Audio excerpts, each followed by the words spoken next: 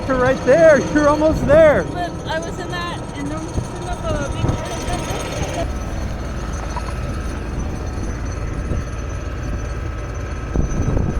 because it's not a hook, you have to run it through, right?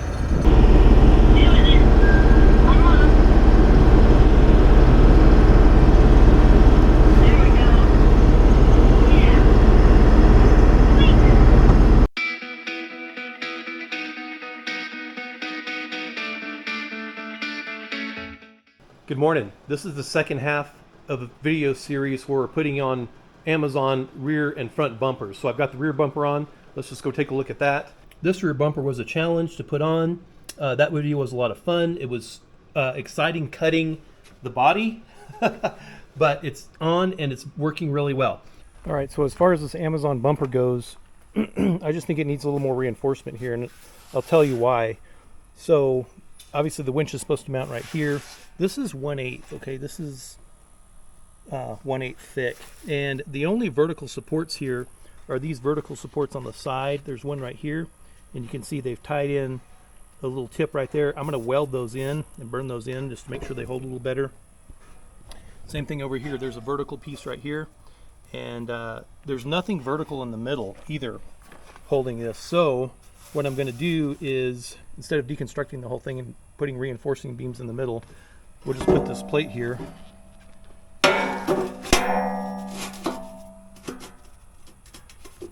Something like that.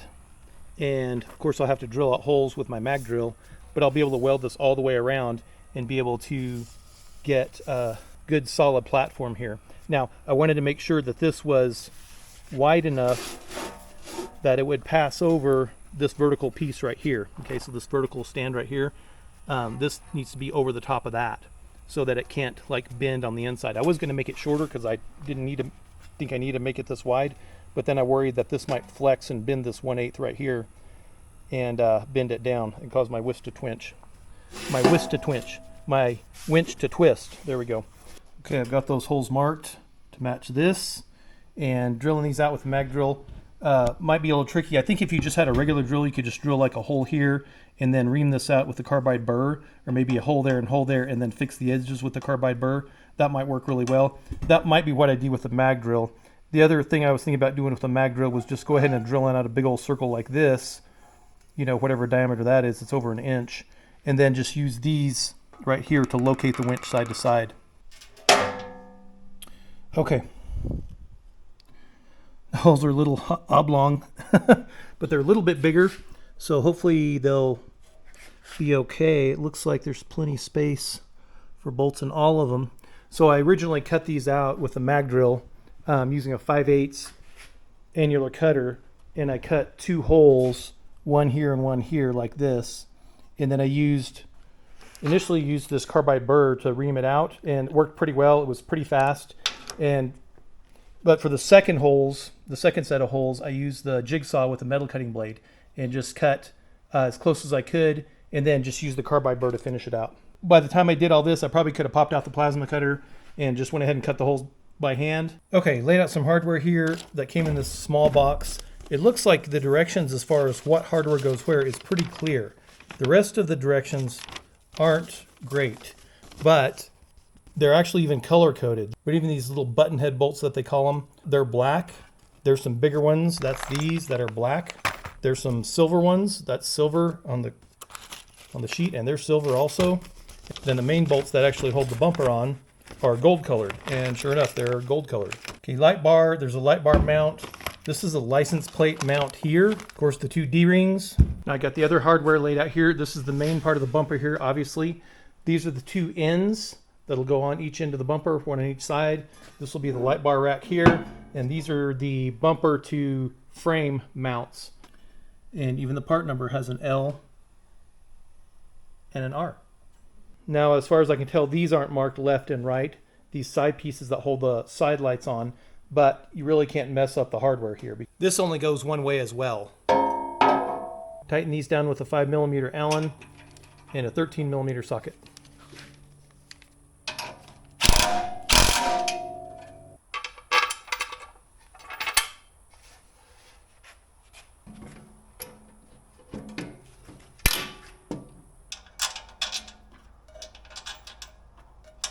Now these bolts here are 16 millimeter and there's a 14 millimeter nut that goes here. So just feel all the joints here, make sure they feel nice and smooth before you tighten them down. That's actually a pretty good fit. Now this is the driver's side, so it's the left side and there's an L right there. And according to the diagram, these need to be mounted on the inside like this.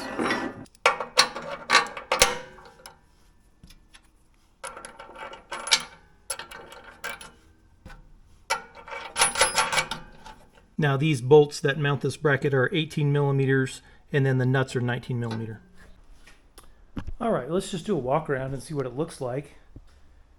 You know, running my hand over it, this is nice and smooth and the edges are nice and flush. I mean, that's pretty good engineering as far as that goes. The light bar seems to be pretty solid.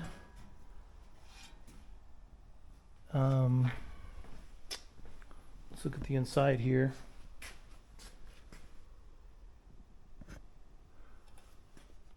So I'm not tightening these down yet. I've just kind of hand snugged them because there's a lot of play here. There's a lot of motion to give you lots of range of motion forward and back and as well as up and down.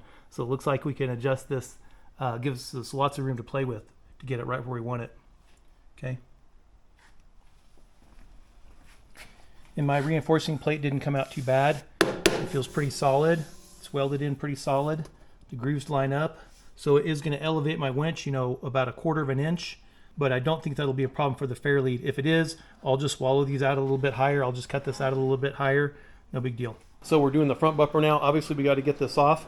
We've got it assembled over here. Then we'll get it on and mounted. And I'm going to make all the mistakes, okay, so you guys don't have to. So I'm going to try to make this video worth your time. Also, in a later video, we're going to putting this aux beam switch controller. These things are sweet. This would be my 4th installation of these. Of one of these, and they work really, really well. And so if you're doing this kind of thing where you're putting on a lot of lights, don't be putting switches, don't be running a bunch of wires and putting switches inside your cab. You definitely need to get a switch controller. So that's a video that's going to be worth watching for sure. Also, we'll be mounting this Badland Harbor Freight winch on this front bumper. So this will be a fun installation as well. This is not a super expensive winch. I got it on sale for upper $200, which is pretty sweet. First thing we got to do is get this cowling off right here. Now there's a bunch of these little pieces, these little plastic pins that you have to get out. And the way you get them out is you push the top in like this. You'll hear a little snap, see how it went in? And that pushes the thicker part away. Then you can pry them out. And when you put them back in, obviously you'll push them the other way and slide them in like that and then pop this in until it's flat. This is the tool to use to get them out. Now if you don't have one of these and you're working on your stuff, and you think this is the only time I'm ever going to take this thing off, but you're going to keep the 4Runner, just buy the tool. Because this tool is handy for prying out a lot of different body panels. And so you can see I've actually filed it down, ground it down a little bit so it's a little sharper on the edges, so I can get it underneath these things a little bit better. So here's one right here. We'll just push it right in the middle. Click. We'll get this, pry it underneath. Out it comes. Now that we've got the cowling off, this is pretty straightforward. We've got some fasteners along the top here that hold this on. We've also got some fasteners along this fender well here that hold on this part. And then we've got some fasteners underneath. So I could show you each fastener individually, but if you're a DIY person and you're ambitious enough to take on a project like this, I probably don't need to show you each little fastener to take off. I mean, a lot of times I'll take things off and I'll wiggle it and I'll like, oh, it's still attached down here, and I'll figure that, you know, you just got to find where it's still attached. So across the top here, there's a couple of these little different plastic pins that you're going to have to pry in here. Here you will need a screwdriver to get underneath that little lip. There's a 10 millimeter bolt there, and then we'll get to the sides and then we'll get to the bottom.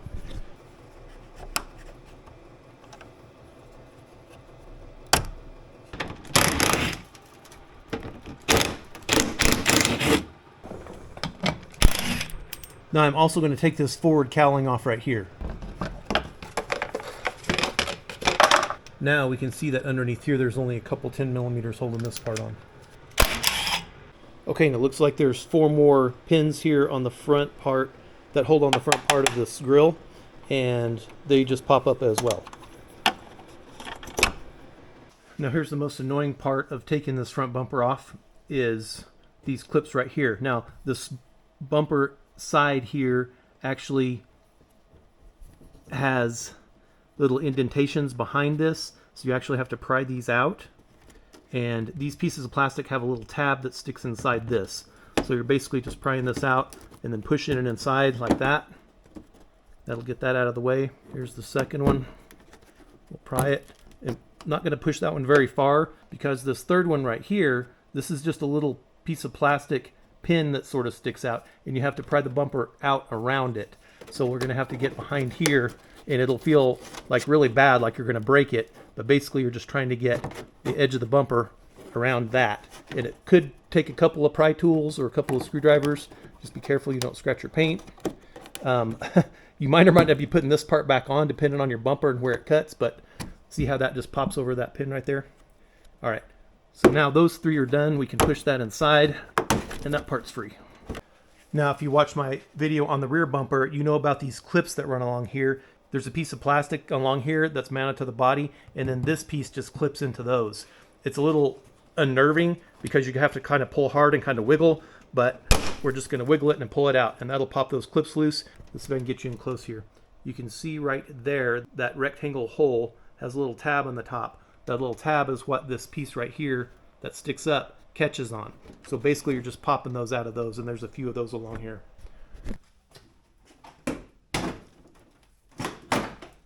Okay, now that we got the bumper loose, we're going to reach up in here and disconnect the fog lights.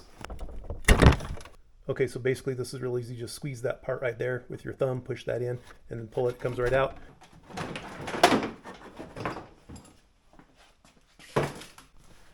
Okay, let's just look at some things here. Looks like we're going to take this part off right here, and this part off right here is my guess. So let's rubber baby buggy bumpers. We're probably not going to reuse that. It looks like we might be building some shrouds to get this bumper to fit on here. All right. Okay, now to get this front bumper off right here, there's 3 bolts there that go in these holes right here. I've already pulled them out. And on the inside here, there's a bolt here. I'm just keeping it threaded in a little bit just to keep it captured so the bumper doesn't fall off. Same thing over here. And it looks like this part of the bumper actually has a little hook that goes over the main frame so the bumper doesn't fall on your lap or fall on your head if you have it up on a lift. All right, so we'll lift this thing off. Now, as far as these plastic pieces, I've already pulled one piece off on the passenger side here. This driver's side has a clip right here. We won't be reusing this, so it's okay if it breaks. And that little clip will just pop out like that. And then these other 2 clips in here are just kind of pop-in clips like you might see on a GM or Chrysler or something, where they just have to kind of haul on it to get them out. And then this will take a little bit of finagling to get it loose, and out it comes. All right, so that top clip broke. The bottom one stayed intact. I don't think I'm reusing these though. So there they go in the trash pile. 3 holes here, 1 hole here. And they have the same thing here. 3 holes here, 1 hole here. So this is how this mounts up. Obviously, I'm going to be, while I'm putting this on and off, the winch is not going to be on it. This thing's heavy enough as it is. But I definitely want these ends on here and here so that we can see what it looks like.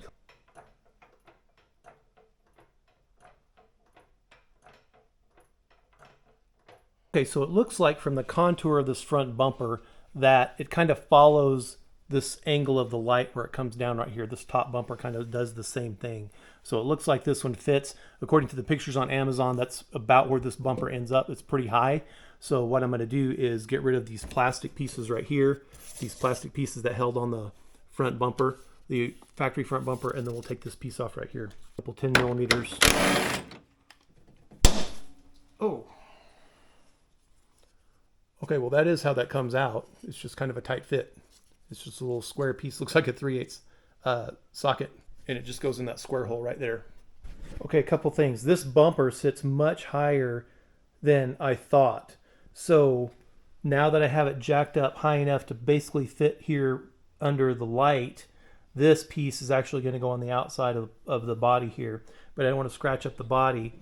So you know, you can't jack it up from the bottom straight up and expect it to go into place, because this edge of the bumper will hit on this part of the body right here. Okay, so you have to jack it up and then get it up here and then slide it in like this. Okay, now in order to keep this metal from scratching the crap out of my body here, because I might get it too high or too low, I don't know. We're just going to slide this right here. On the other side, I have a towel, and the towel actually seems to be a little bit better because you don't want it falling off.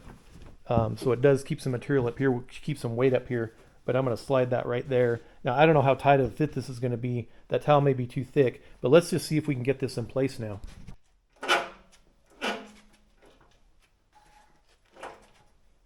Well, this kind of sucks. I mean, look at that. I scratched the crap out of it, even with this rag.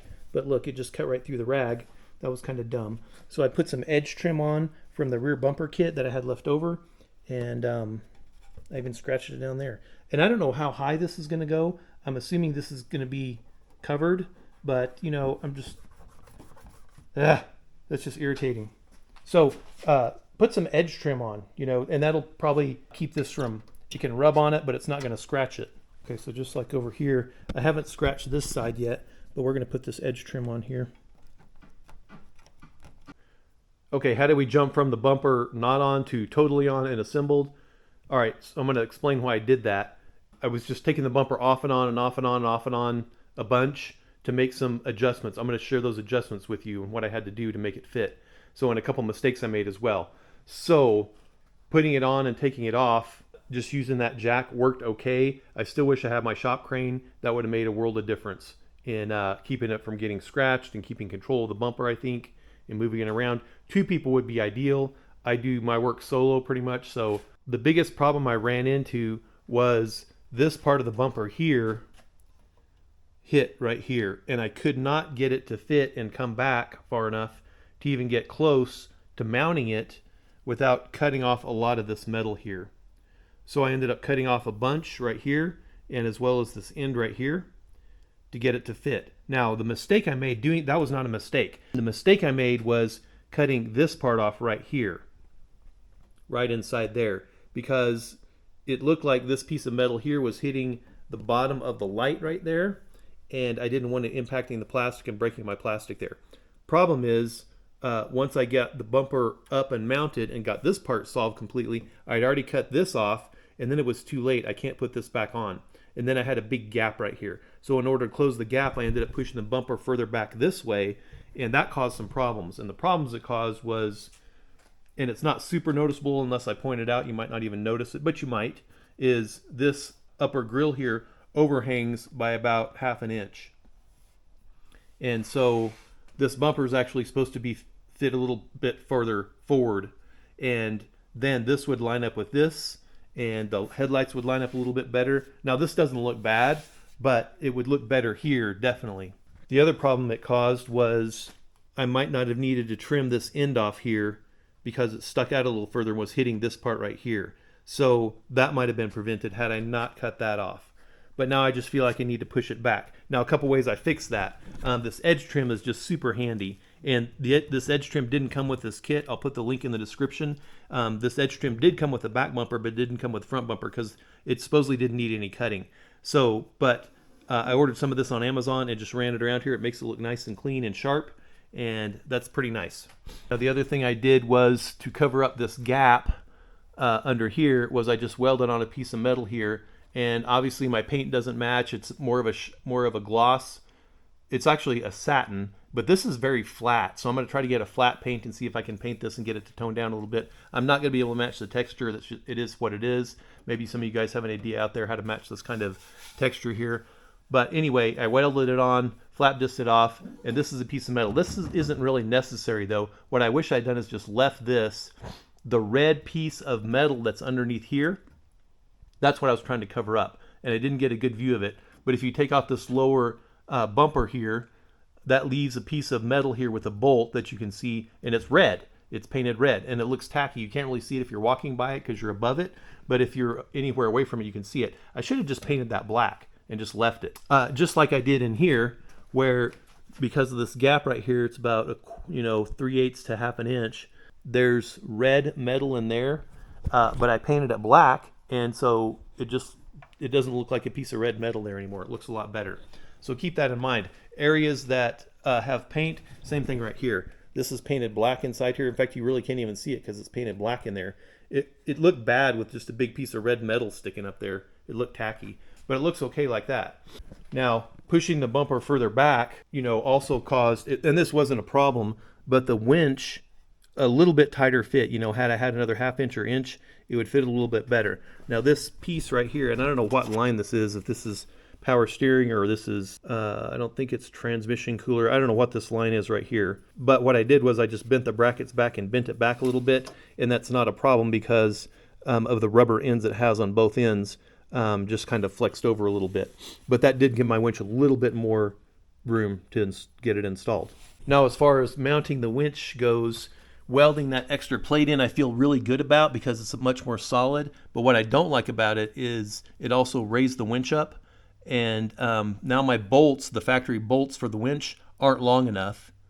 And so I've got to get some extra, high grade bolts to install the winch. The other thing it did was it raised the body of the winch up inside here. So I ended up cutting this hole out bigger and then just using some of this edge trim. And you can see I cut my edge trim a little bit short. There's a little bit of gap there. I might change that later, just so it looks a little bit tacky. But now my hand fits in here really well. I can access the shift lever right there.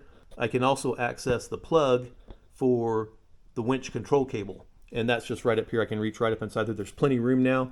It's much easier than this piece right here. And of course the winch cables are just wrapped in wire loom, zip tied them, ran them up through here. Now these wires do go through this piece of metal right here, which could still cause wire chafing. This piece of metal right here could cut through that wire loom pretty easily. So I'm going to wrap that in something heavier duty where it comes through there. We'll bring it up here. Of course, I'm going to use a relay rather, to control the winch, to power the winch on and off.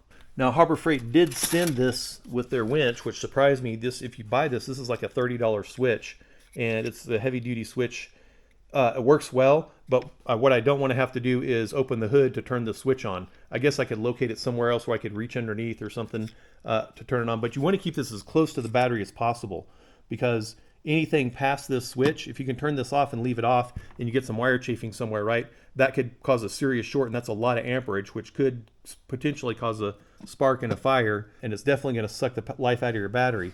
So you definitely want to use a switch of some kind, whether it's a manual switch or a relay. So in my application here, I'm going to use a relay on the aux beam to power the circuit. That way when I hook up my winch control, I can just use it. Now, I won't have to lift the hood because the aux beam switch controller is going to be inside the cab. So if we need the winch, no big deal. We'll just hit that button. That'll power the relay. It'll power the winch. We'll just come hook it up, spool it out, do our winch thing, whatever we need to do, and then put it away. So basically you have these 4 bolts on each side. There's 4 there. There's 4 there that hold the bumper to the frame. And that's what those look like right there. There's 3 there. There's 1 on the inside. And you have a lot of lateral adjustment there, right? You can move it left or right. That's pretty sweet. Now these on here, hopefully they're coming out in the camera. These allow you forward and back. You can see the forward and back slots there. Over here is the up and down slots. And those are probably not coming out very well, but you can see the up and down slots. So it gives you a lot of room for adjustment, which is nice, but it's also a little bit of too much leeway for me because I adjusted it in too far, and now my bumper's too far back. I'm not going to mess with it.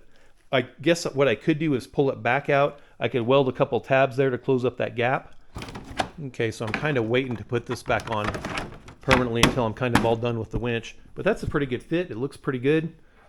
When we close the hood, a little bit bigger of a gap right here. This sits a little bit lower. So what I'm going to try to do is put some washers underneath this and then put some screws in it to kind of push it up just a little bit. Okay, here we're just using these little plastic spacers from TV mount kits that I've saved just for a situation like this. So we're going to put these underneath here. And this seems to be just about the right height for when I close the hood. It gives me the best line. And so that's a good height right there. Okay, and there's what that looks like. Just a long bolt with a lock nut on the back side, a couple of spacers that holds it in place nicely. It's nice and snug. Way better. And this is nice and snug now. The other thing is, you can't really see the Toyota logo there, but what I ended up doing was cutting it off right along the bottom, just perfectly flat. I probably didn't have to do it because you can see how far out the Toyota logo sticks here. I probably just need to bevel it along the back. I could have kept the whole Toyota logo, but on the other hand, the light blocks it. So, but if you're doing this bumper mount and your bumper contacts the bottom of this, try to bevel the back side of it and just see if it'll sit on top of the bumper. Just, you know, just don't cut it straight across like I did, especially if you're trying to maintain the Toyota logo.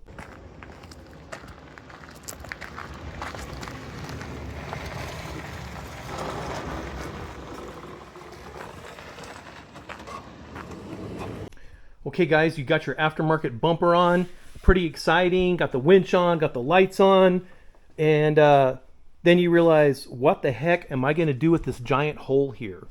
This is the fender right here, right? This is where your wheel goes, and what do you do with this big old hole? And now your factory skid plate obviously is useless. You've got to figure out something for that too. All right, we're gonna solve a couple of these issues.